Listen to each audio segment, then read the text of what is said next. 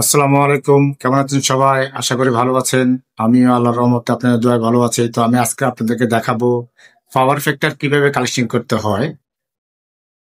এই যে দেখেন, এখানে পাওয়ার ফ্যাক্টর মিটার আছে এবং তিনটা লাইট জ্বলছে, সেটা হচ্ছে তিনটা ফেজের জন্য।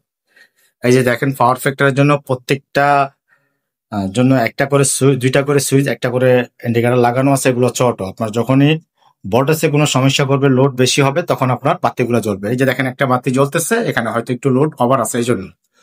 আর এখানে দেখেন, এখানে অনেকগুলা জিনিস আছে, যেমন একটা সার্কিট ব্রেকার মেইন, এবং এখান থেকে দেখেন ম্যাগনেটিক স্টার্টার আছে, ফিউজ, এগুলো সব সার্কিট ব্রেকার। এই যে এগুলো ম্যাগনেটিক স্টার্টার, সাথে রিলে সহ। এই যে দেখেন, ঠিক সেম এখানেও আছে।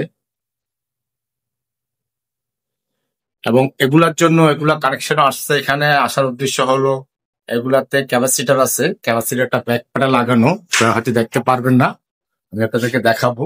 এই যে সব ম্যাগনেটিক স্টার্টার হয়ে, সার্কিট ব্রেকার হয়ে, সব আউট ইন এখানে।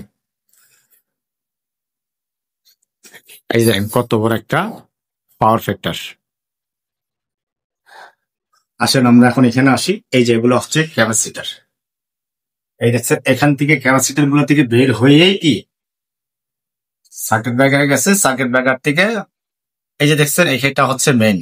এই মেইন সার্কিট ব্রেকার থেকে বাসবার আসছে, বাসবার থেকে প্রত্যেকটা সার্কিট ব্রেকার গেছে, সার্কিট ব্রেকার থেকে আপনার এই যে ক্যাপাসিটার আসছে। ঠিক সেম প্রত্যেকটার জন্য একটা একটা ক্যাপাসিটার।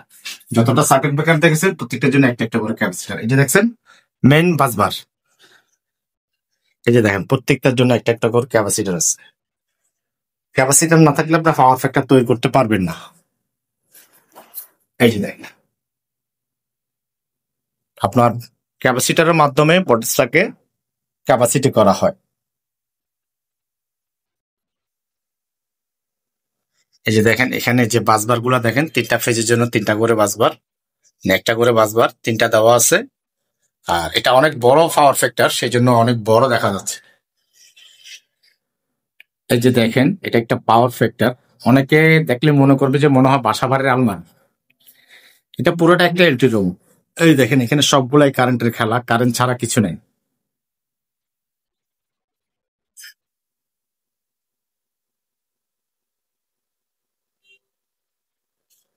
এই যে এটা হচ্ছে সোলার প্যানেল।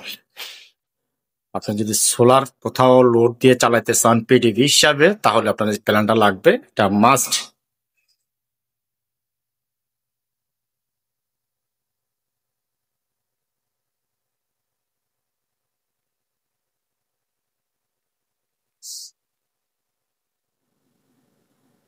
আসলে এই কাজগুলো হচ্ছে মেইন কাজ। এগুলা খুব গুরুত্বপূর্ণ কাজ। এগুলা সবাই জানে না এবং অনেকে ভয়ে করে না।